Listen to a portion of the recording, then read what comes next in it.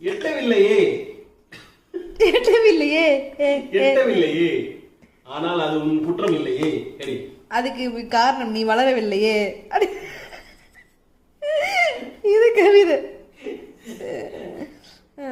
Next. சேரை பிடிக்கும் பாப்பா, ஒரு சில சமயம் என் ஹேரை பிடிக்கும் பாப்பா.